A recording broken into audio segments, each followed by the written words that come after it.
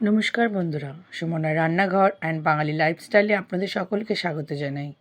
আজকে সন্ধেবেলা শীতকালে মুখরোচক খাওয়ার জন্য বাড়িতে আজকে বানানো হলো চিকেন রোল। তো খুব ইজি প্রসেসে আমি আজকে এই রোলের রেসিপিটা আপনাদেরকে দিচ্ছি, যাতে আপনারা খুব ভালোভাবে ইজিলি বানাতে পারেন। প্রথমে আমি বোনলেস চিকেনগুলোকে একটু ভিনিগারে আধ ঘন্টা মতো ভিজিয়ে রেখেছি। অন্যদিকে পেঁয়াজ কুচি, ক্যাপসিকাম কুচি অলরেডি করে রেখেছিলাম।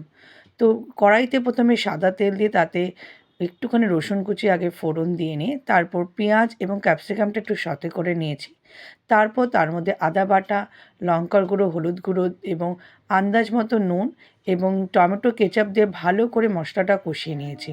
এবং মশলাটা একটু কষানোর পরে চিকেনের টুকরোগুলো তার মধ্যে দিয়ে বেশ কিছুক্ষণ ভালো করে নাড়াচাড়া করে কষানোর মতো করে করলেই রেডি হয়ে যাবে আমাদের চিকেনের পুরটা।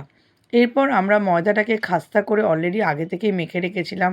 তেল, নুন এবং সামান্য একটু চিনি দিয়েছিলাম এবং ময়দাটা ভালো করে আমরা পরোটাটা একটু বড় আকারেই বেলবো, যেহেতু এটা রোল করা হচ্ছে। তো পরোটাটা ভালো করে বেলার পর চাটুটা গরম করে নিয়ে তার মধ্যে পরোটাগুলো ভালো করে হালকা হালকা করে ভেজে নিতে হবে খাস্তার আকারে। এবং ভাজা হয়ে যাওয়ার পর চিকেনের পুরগুলো তার মধ্যে দিয়ে দেবো এবং ওপর থেকে আমি পেঁয়াজ কুচি এবং আপনারা চাইলে লঙ্কার কুচিও দিতে পারেন। এবং আমি একটা বাড়িতে সস আগে থেকে রেডি করে রেখেছিলাম, টমেটো কেচাপ এবং মেয়োনিজ ওপর থেকে দিয়ে এবং বাড়িতে কাগজ দিয়ে মুড়ে নিলেই দেখবেন বাচ্চারা খুব সুন্দরভাবে কিন্তু খেয়ে নেবে, আর বায়নাও করবে না যে বাইরে রোল খাওয়ার জন্য। আজকের রেসিপিটা এখানেই শেষ করলাম। কেমন লাগলো অবশ্যই জানাবেন কমেন্টে এবং ভালো লাগলে একটা লাইক করবেন এবং এরকম আরও নতুন ধরনের রেসিপি পেতে চ্যানেলটিকে সাবস্ক্রাইব করে নেবেন। সবাই ভালো থাকবেন। ধন্যবাদ।